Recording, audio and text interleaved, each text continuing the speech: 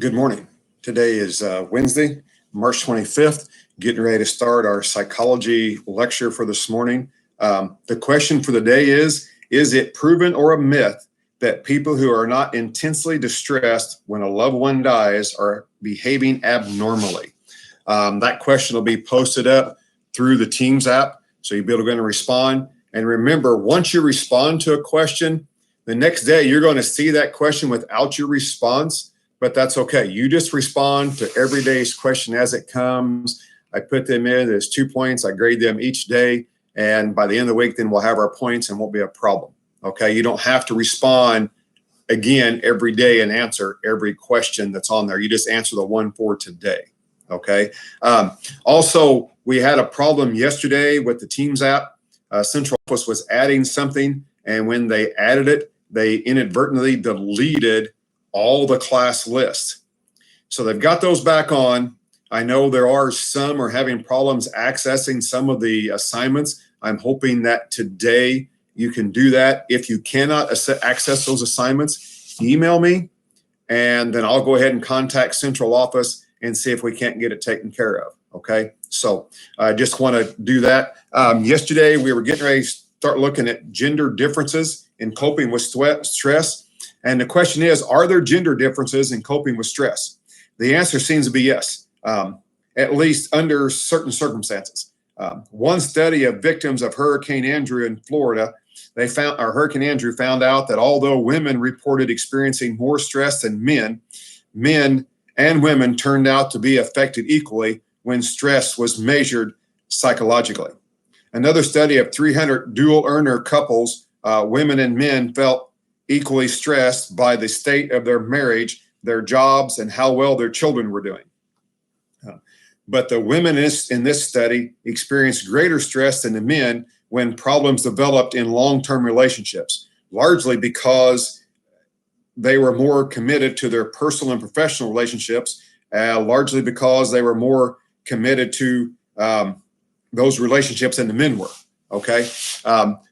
They said that the women are more committed to those relationships and men aren't as committed, so that lowers their stress level. Women and men also appear to respond differently to stress caused by an auto accident. Women experience more stress both immediately and after the accident and several months later, okay? Some research indicates that when faced with equally stressful situations, men and women generally use quite similar coping strategies. Other research suggests that at least some circumstances, men and women may use different coping strategies. So I guess really the whole thing is they're not really sure, okay? One recent study done in 1999 found that when men were down or desperate or depressed, they are more likely than women to turn to alcohol. When women are blue, sad, or mad, they are more likely to relive the problem, revisiting negative emotions and the events that led up to them in their minds. If you can look in your book on page 463, we have the cutting edge, and I'm just going to go ahead and kind of read that to you, or at least part of it. Tend and befriend a female response to stress. Imagine that two families are walking down a dark street and notice a suspicious stranger following them. Both the mothers and the fathers in this group are likely to experience the same symptoms of stress. But do they react in the same way? Or do the men turn to confront the stranger while the women gather the youngsters together and reassure their children and each other that everything will be all right? A recent study suggests that females and males across species respond to stress in different ways. When a student casually mentioned that most studies of stress in animals were carried out on male rats, psychologist Shelley E. Taylor and her colleagues reviewed several hundred previous studies of stress in rodents, monkeys, and humans. In studies of humans, only 17% of the subjects were female. The researchers also found that females didn't fit standard pattern. Rather, danger invokes the tend and befriend response in females who tend to the young and seek contact and support from others, especially other females. For example, women coming home from a bad day at work spend time with their children and call a friend. Men tend to withdraw or get into arguments. They might also help to explain why females are less likely than males to be physically aggressive. The tend and befriend response may be linked to the hormone oxytocin, which is produced during childbirth and nursing and linked to maternal behavior in social affection. Research shows that oxytocin makes rats in humans calmer, more social, and less fearful. Under stress, both males and females secrete oxytocin, but the male hormone testosterone seems to reduce its effect, whereas the female hormone estrogen amplifies it. These hormonal differences might explain why men have higher rates of stress-related health problems than women do, and why the classic symptoms of heart attacks, such as pain radiating down the arm, are more common in men than women experiencing heart attacks, who are more likely to experience shortness of breath. Dr. Taylor and her colleagues explain sex differences in response to stress in evolutionary terms. Long ago, when our ancestors were hunter-gatherers who did not build permanent villages, predators, perhaps including human competitors, were a consistent danger. Under these environmental conditions, it was adaptive for men to confront danger by fighting or to avert an enemy by fleeing, while women gathered the children. Taylor argues that this adaptation became hardwired and remains with us today. Other psychologists, some people, Eagley and Wood, and then Pittman, are quick to point out the differences could just as easily be the result of learning and cultural conditioning. As Pavlov demonstrated, psychological responses, whether salvation or hormone production, can be altered through conditioning. We talk about that in chapter 5. So does an inborn psychological response to stress cause females to seek and provide comfort, or does culturally conditioned seek and provide comfort response stimulate psychological changes? For her part, Taylor thinks the most important message of this research is that people respond to stress different ways. Most studies of stress looked at lone male subjects, perhaps in group situation. Males too have tend and befriend response to stress. Provoking or disproving hypothesis will need additional research. So there is a definite thing there that men and women respond to stress differently. So that's the big takeout from her research. To understand how our body responds to stress, let's look at how we react to danger. Suppose you're walking alone down an unfamiliar street late at night when you notice a suspicious stranger is following you. Suddenly your heart begins to pound, your respiration increases, and you develop a queasy feeling in your stomach. What's happening to you? The hypothalamus, a center deep in your brain, is reacting to your perception of danger by organizing a generalized response that affects and secrete several organs throughout your body. The hypothalamus stimulates the sympathetic branch of the automatic nervous system and the adrenal glands to release stress hormones such as adrenaline and norepinephrine into the blood, leading to increases in heart rate, blood pressure, respiration, and perspiration. Other organs respond, such as the liver, which increases available sugar in the blood for extra energy, and the bone marrow, which increases the white blood cell count to combat infection. But the rate of some bodily functions is decreased, such as the rate of digestion, which is of less importance when we are facing imminent danger, which accounts for the queasy feeling in your stomach. Now, psychologist Walter Cannon first described the basic elements of this sequence of events as flight or fight response, because it appeared that its primary purpose was to prepare an animal to respond to external threats, either by attacking them or fleeing from them. Now, Cannon also observed that the psychological mobilization took some form regardless of the nature of the threat. This fight or flight response can be triggered by physical trauma, fear, emotion, arousal, or simply by having a really bad incident happen at work or at school. The adaptive significance of this fight or flight response in people was obvious to Cannon in that it ensured that survival of early humans when they were in danger.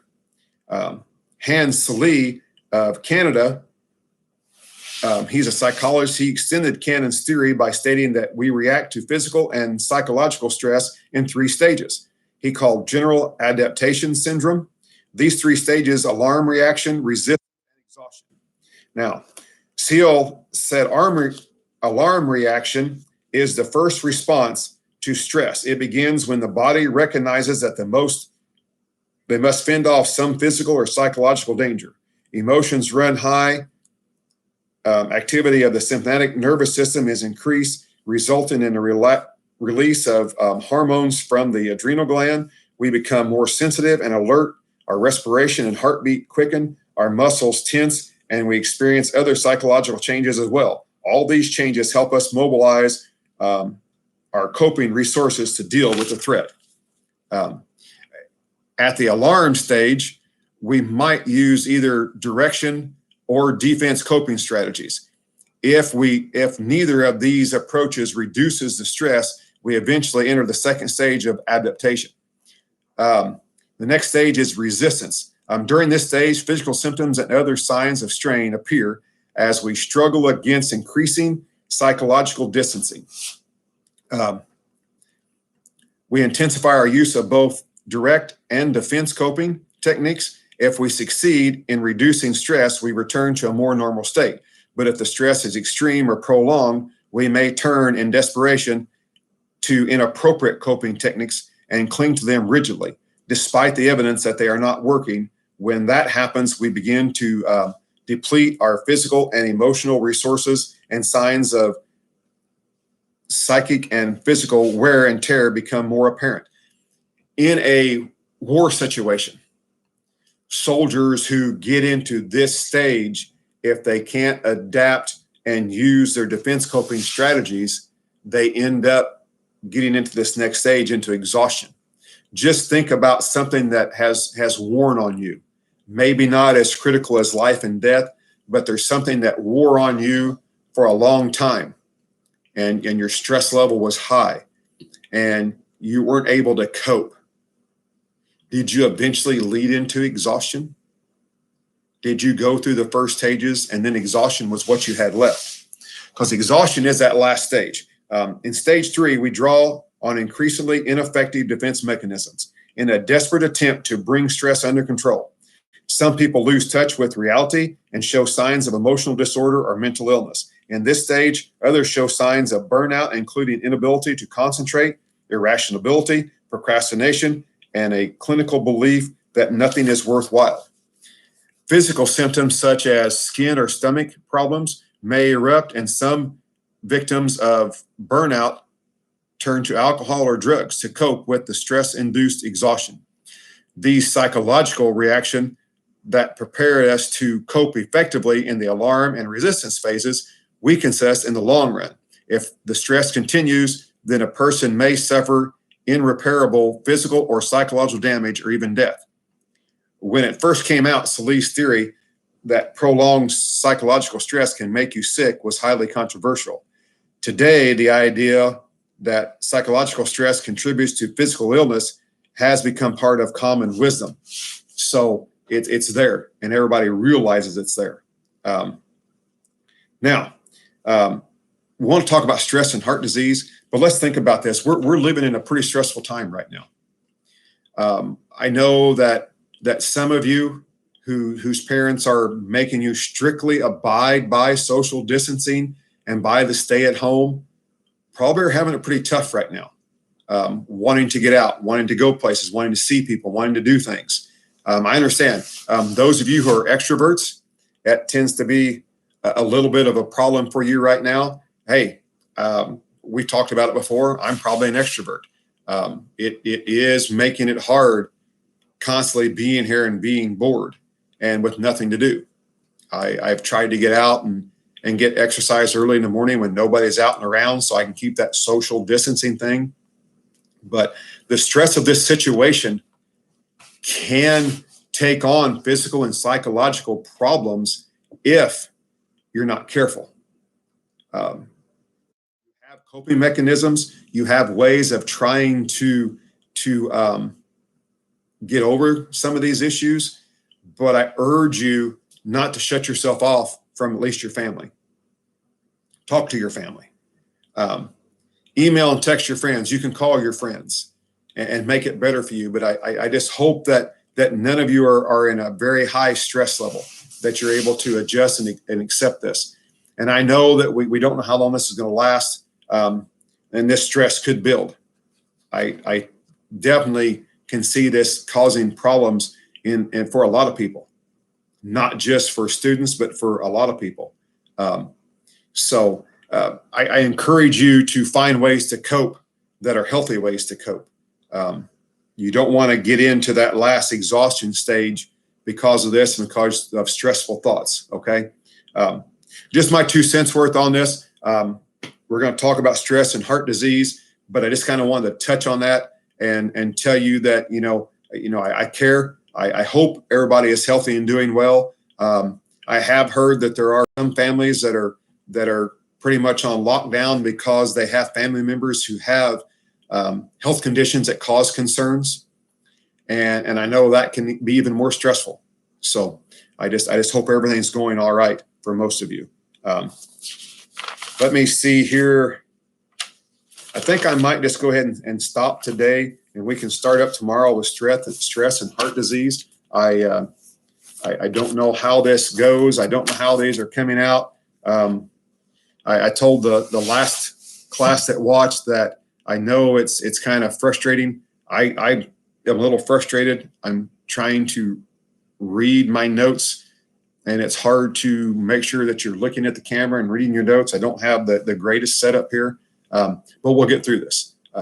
So I'll get this posted out. If you haven't already seen it, go ahead and answer your question, and it'll send back to me. If you missed getting yesterday's question, if you answer both of them, I will go back here and make sure you receive the points for answering the questions, all right?